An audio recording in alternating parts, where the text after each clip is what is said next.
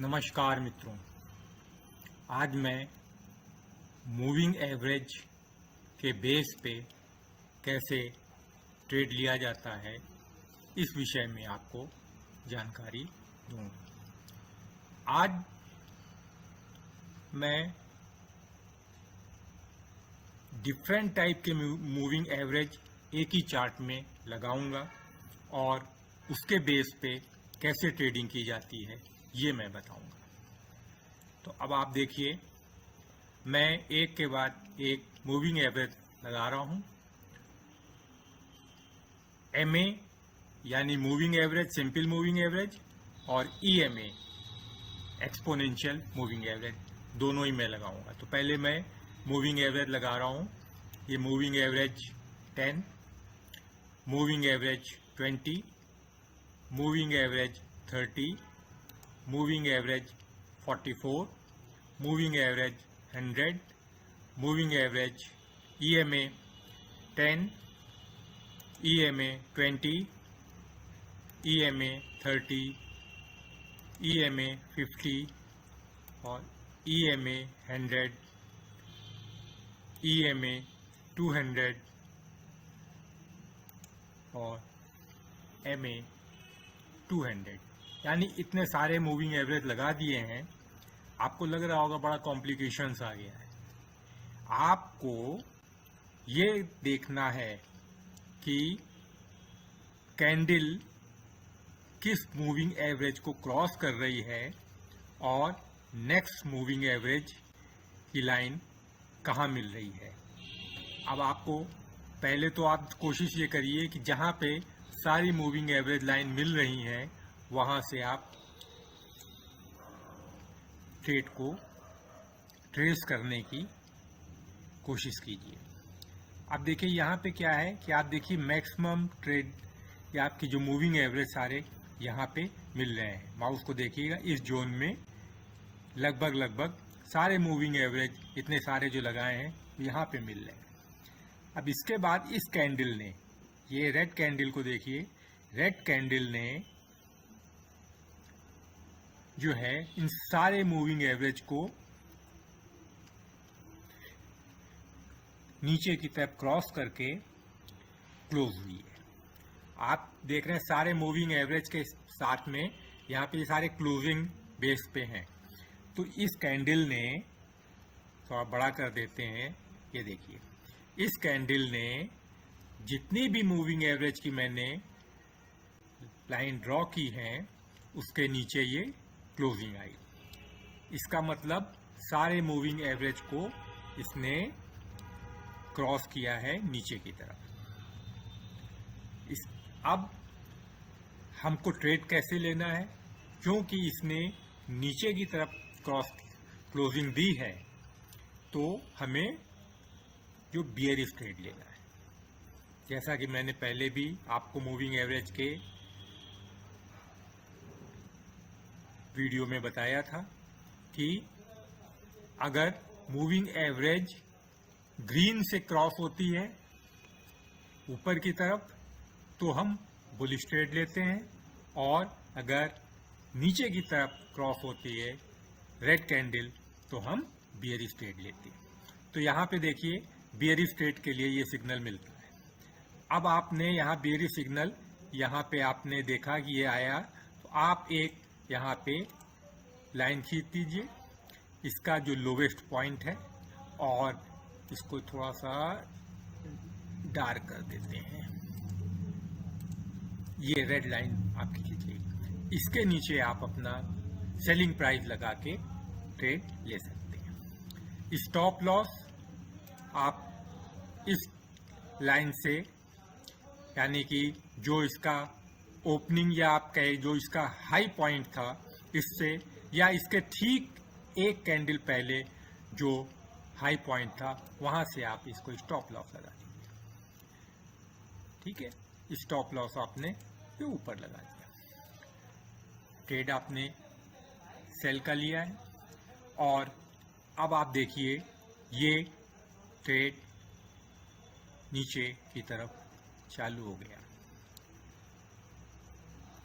नीचे की तरफ ये जा रहा है और ये गया तो मैक्सिमम आप देखिए इस कैंडल तक ये नीचे आया है।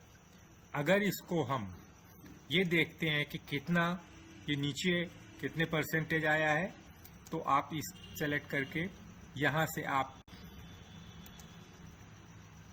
इसको लगाइए और नीचे की तरफ ड्रॉ कीजिए। ये देखिए ये रेड कैंडल जो आखिरी में ये आई है, यहाँ तक इसने करीब करीब 6.12% का गेन दिया है। ठीक है, अब आप ये कह सकते हैं कि ये तो आपको पहले से मालूम ऐसा है, तो मेरा कहना ये है कि जब आप ये ट्रेड ले रहे हैं तो ट्रेड लेने के बाद में स्टॉप लॉस को ट्रेल करते चलें, जिससे आप मैक्सिमम गेन ले सकते हैं। अब देखिए इसको, जैसे पहले इस कैंडल की क्लोजिंग पे आ जाइए, तो इसमें आपको 2.67 का गेन मिलता है। ठीक है, इसके बाद ये कैंडल आई, इस कैंडल के क्लोजिंग पे आ जाइए, या इस कैंडल के आप स्टॉप लॉस को लगाना है तो इस कैंडल के हाई पे लगा दीजिए। खासकर जो कैंडल बड़ी होती हैं उस पे आप स्टॉप लॉस लगाते चलिए। तो यहाँ पे स्टॉप लॉस यहाँ आगे, अगर ट्रेड रिवर्स होता है तो भी आपको प्रॉफिट ही होगा। इस टाइम भी देखिए 2.55% का प्रॉफिट हो रहा है। इधर ये ग्रीन कैंडल आई, लेकिन ग्रीन कैंडल ने इसके हाई को क्रॉस नहीं किया। अब हम और देखते हैं, इसको देखते चलिए, और 2-3 कैंडल पहले भी आप लगा सकते हैं, या कोई बड़ी कैंडल जब मिलती है तब आप स्टॉप लॉस को ट्रेल कर दीजिए। अब मान लीजिए इसमें यहाँ पे ये कैंडल थोड़ी बड़ी आई है, तो यहाँ तक आप लेके यहाँ पे आपने ट्रेल कर दिया। ठीक है, अगर यहाँ से और अगली कैंडल भी बड़ी आई, यहाँ से लेके अब स्टॉप लॉस आप यहाँ कर दीजिए। तो अगर आपका स्टॉप लॉस अब हिट होता है तो भी आपको 4.19% मिल जाएगा। इसी तरह से आप स्टॉप लॉस यहाँ हिट कर लगा दीजिए, जिससे यहाँ पर 4.91% मिल रहा है। ठीक है, अब देखिए मान लीजिए आपने यहाँ स्टॉप लॉस लगाया और इस कैंडल ने इसको जो है स्टॉप लॉस को तोड़ दिया, तो आपको एंट्री आपने की थी इस कैंडल पे और एग्जिट आप कर रहे हैं इस कैंडल पे, 4.91% आपको गेन मिल गया। कितने दिन में? 14 बार में आपको ये मिल गया है। यहाँ पे हमने जो टाइम फ्रेम डाला है 30 मिनट्स का डाला है। टाइम फ्रेम आप चेंज कर सकते हैं अपनी सुविधा के अनुसार। वैसे अच्छा ये होता है कि अगर डे ट्रेडिंग आप कर रहे हैं तो 15 मिनट से 1 आवर्स के लिए, और पोजिशनल ट्रेडिंग के लिए आप 1 डे का टाइम फ्रेम ले सकते हैं। इस प्रकार से आपने ये ट्रेड में एंट्री, एग्जिट और स्टॉप लॉस के बारे में आपको क्लियर हो गया। अब फिर आप आगे देखिए, एक और इसी में आपको दिखाते हैं। फिर आप ये कोशिश करिए कि जहां पे ये सारी लाइनें मिल सी रही हैं, बिल्कुल पास पास आ गई हैं, ऐसे पॉइंट को अगर आप देखते हैं, उसके बाद कैंडल कहां बन रही है ये आप देखें। एक तरीका ये भी है, और दूसरा ये है कि कोई भी एक लाइन को, जो मूविंग एवरेज लाइन को कैंडल क्रॉस करती है, तो उसके बाद जो आप इसका टारगेट रख सकते हैं वो नेक्स्ट मूविंग एवरेज पे भी रख सकते हैं। एक तरीका ये भी है। इस प्रकार और देखिए, अब जैसे मैं कह रहा हूं कि अब यहां पे इस ग्रीन कैंडल में यहां पे ये 2 मूविंग एवरेज आ रहे हैं, लाइन देख रहे हैं जो आपकी बहुत पतली पतली लाइन है, ये दोनों लाइन को इस कैंडल ने क्रॉस किया। यहां पे आप ट्रेड ले सकते हैं। तो टारगेट कहाँ रखेंगे? इस मूविंग एवरेज पे आप टारगेट रख सकते हैं, क्योंकि यहाँ से ये फिर रिवर्स होने की पॉसिबिलिटी रहती है, क्योंकि ये मूविंग एवरेज आपका लाइन जो है वो रेजिस्टेंस का काम यहाँ पे करेगा। देखिए आगे बढ़ते हैं क्या होता है।